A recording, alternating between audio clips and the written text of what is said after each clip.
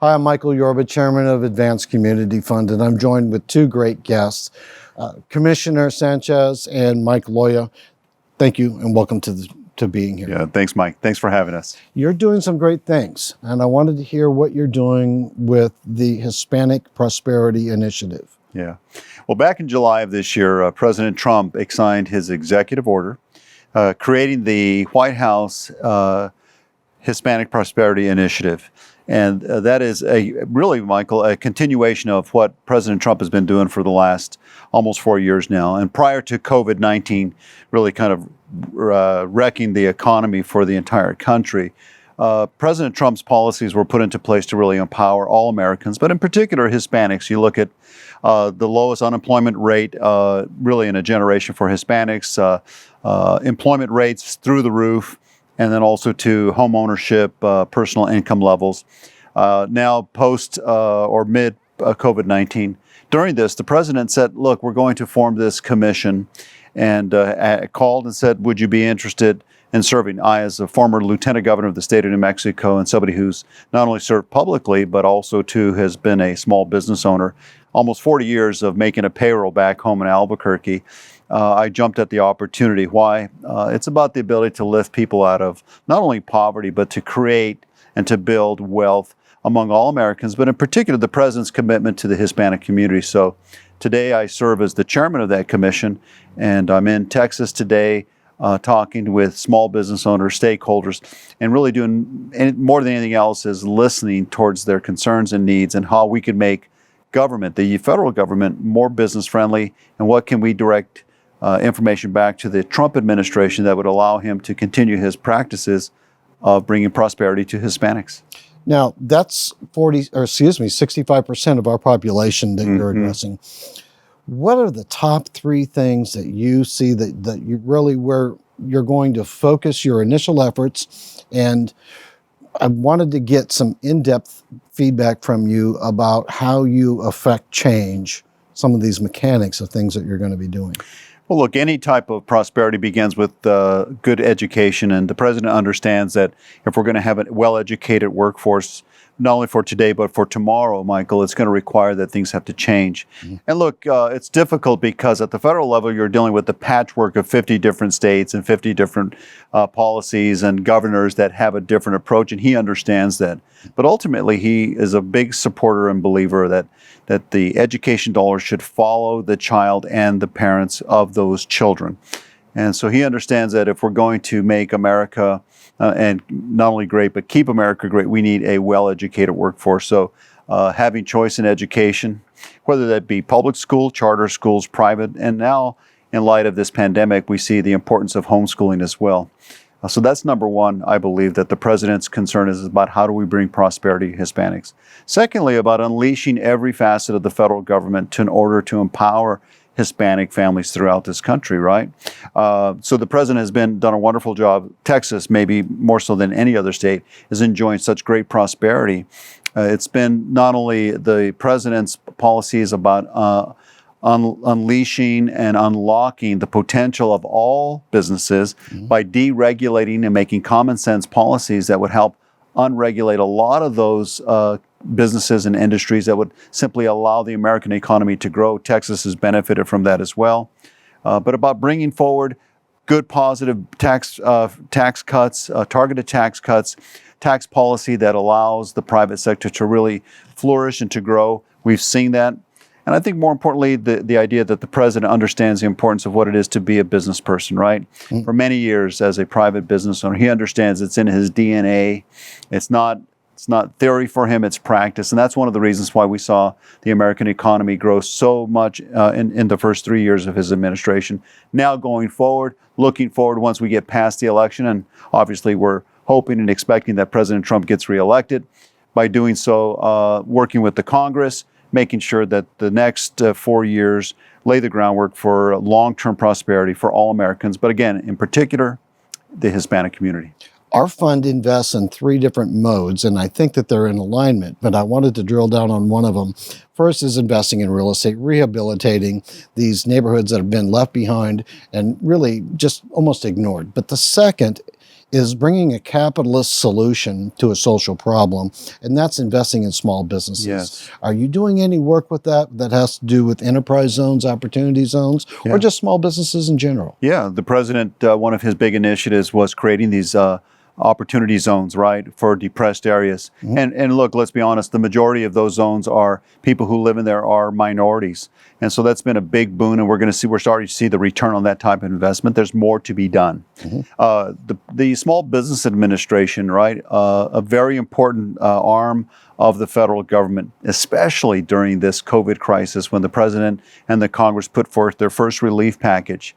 The PPP was a very important program that really saved a lot of businesses. Obviously, the president's hoping that we have a second relief package that comes forward.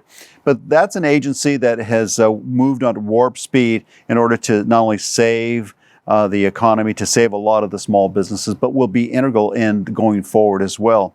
And the president wants to hear from us as a commission about what those people, those stakeholders, those ones at the front lines. And today we met with a lot of small Hispanic small businesses here in Dallas. Yesterday we were in Austin, we were in San Antonio.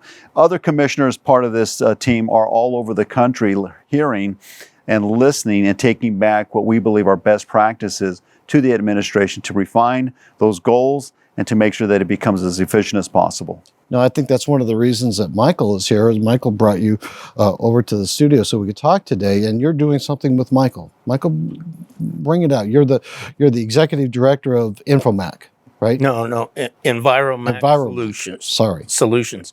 It's an environmental product, and it's the first type of product that's patented. And it'll pick up crude oil and chemicals off the top of water and hard surfaces. And it's magnetized. What are you guys doing together with each other? Well, we're here and had an opportunity to hear working with Mike and listening to the time that already he's put into this new process. This is exactly the type of entrepreneurial spirit that we see throughout America, but in particular among the Hispanic community. You think about the fastest rate of small business growth, and that's been among small Hispanic-owned businesses. And the entrepreneurial spirit within the Hispanic community, I think Mr. Loya here really epitomizes that as well. Look, we're not endorsing any one particular type of business, but at the directive of the administration is to simply say, how do we have a company like Mr. Loya's company have full access to all that's available through the federal government? Now, we're not picking winners and choosers, but we're saying is we're going to make those opportunities available to everybody, level the playing field, and let those type of entrepreneurs have access to whether they be government contracts, making sure that they have responsive from the different federal agencies. And we hope to see a person like Mike and his company be very successful. Why? It not only adds to Michael's bottom line, but the jobs that are generated, it's about the tax revenue, and really it builds the fabric of every community. And with small businesses in these communities throughout our country, they really do bind those communities together, not only economically, but culturally. What do they mean for families? Really, at the end of the day, Mike, I think we could all say it helps this country continue offering what we term as the American dream. So deregulation, I get, is really the crux of this. To cut through the red tape, be able to get the end user, the small businessman, and the family an access to these resources that for some reason have been hard to get to. There's no doubt. So absolutely. I just got touched on two. What is the third initiative that you think is going to be most impactful to this community? I think that it's an overall reach that the president has made. He understands that this country was built on responsible capitalism. And today, politically, there is, and I don't want to sound too political because I'm an official employee of the federal government. I'm not working on the Trump campaign, but I think you can't separate the fact that the president's policies and what he's putting forward as he's looking to gain re-election are really what this country and those decisions will have to be made. So responsible capitalism, where, it's about empowering the individual of this nation. We were built on people who were dreamers and who had passion, or were willing to be risk takers. And with that, there's a tremendous amount of risk, but the rewards are great as well. How do we see that when it comes to a company like Mr. Loya's? He's willing to make those investments. He's put a lot of time and energy. There's no guarantees, but here in this country, if he continues to work hard at it and is given every opportunity to level the playing field, hopefully he has a chance to be very successful. There are millions and millions of stories across this nation that can reaffirm those type of efforts. And I think the president understands that and says, look, government isn't the answer, but it shouldn't be the problem. In many cases, you just simply, put forward good policies and then get out of the way, let the market determine. That's what built this country. And we think going forward, that'll be a clear choice for people going who will lead not only their country, but their states and their communities. If somebody sees this interview and they want to reach out and be able to participate in, what is the clearest path for them to be able to take their idea or their business and grow it, scale it, and really get it to a point where it's more expansive than what's normally going on right now? Well, I think there's a couple different avenues. I don't think one size fits all. Clearly, through the federal government and small businesses, you have the Small Business Administration. It's really geared for that.